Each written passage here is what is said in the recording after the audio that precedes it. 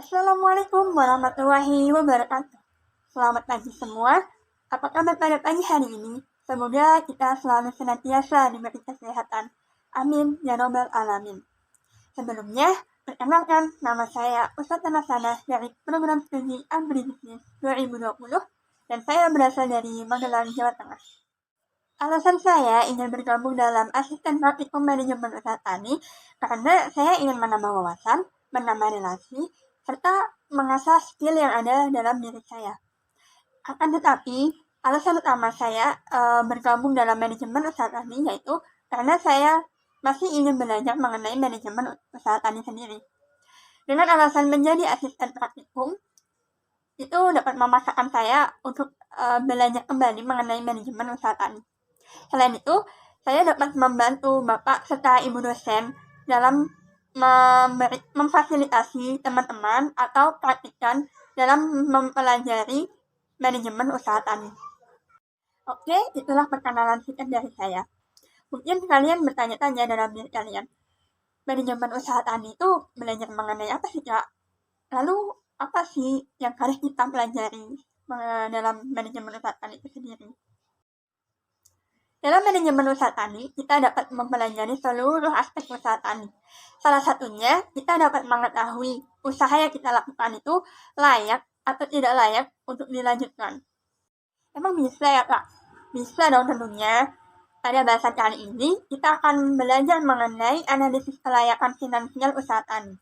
Yang terbagi menjadi dua. Yang pertama, tanaman tahunan. Yang kedua, tanaman musiman. Namun, pada pertemuan kali ini, kita akan mempelajari mengenai analisis kelayakan finansial tanaman tahunan. Nah, kira-kira tanaman tahunan itu apa sih? Kalian ada yang tahu? Oke, ya benar. Tanaman tahunan itu merupakan tanaman yang memiliki umur 1 tahun atau lebih.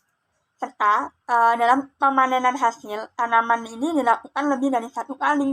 Contohnya itu pada komoditas kopi, teh, kakao, dan lainnya. Kemudian, analisis kelayakan finansial yang seperti apa yang dapat digunakan dalam tanaman tahunan?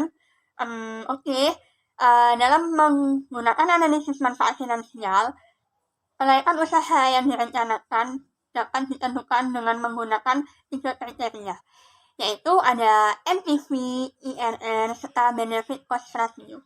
NPV itu seperti apa sih, Kak?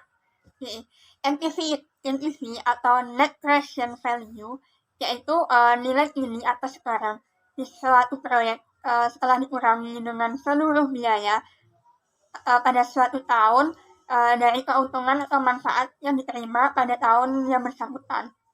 Pada analisis ini itu untuk mengukur kelayakan usaha dengan menggunakan nilai sekarang bersih dari investasi.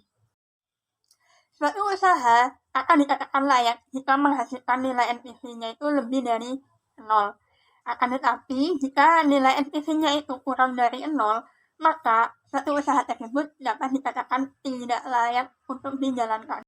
Selanjutnya yaitu ada IRR, yang mana suatu tingkat suku bunga maksimal yang dibayarkan oleh suatu usaha untuk semua investasi dan sumber daya yang digunakan. IRR ini digunakan untuk mengukur besarnya persentase keuntungan dari suatu usaha tersebut. Jika IRR-nya itu lebih besar dari discount rate yang berlaku, maka kegiatan investasi layak dijalankan. Namun, apabila IRR-nya itu kurang dari discount rate yang berlaku, maka kegiatan investasi ini tidak layak untuk dijalankan. Yang terakhir yaitu ada benefit cost ratio, yaitu satu cara evaluasi suatu usaha yang membandingkan nilai hasil usaha sendiri dengan nilai sekarang dari seluruh biaya proyek. Maksudnya, dalam analisis ini tuh dapat diketahui berapa kali lipat keuntungan atau benefit yang diperoleh dari biaya yang telah dikeluarkan. Dalam perhitungan benefit cost ratio ini terdapat 3 kriteria, yang mana dalam benefit cost ratio apabila dihasilkan nilai lebih dari 1, maka usaha tani tersebut dapat menguntungkan. Apabila benefit cost ratio-nya itu sama dengan 1, maka usaha tani tersebut dapat dikatakan tidak menguntungkan dan tidak merugikan. Terus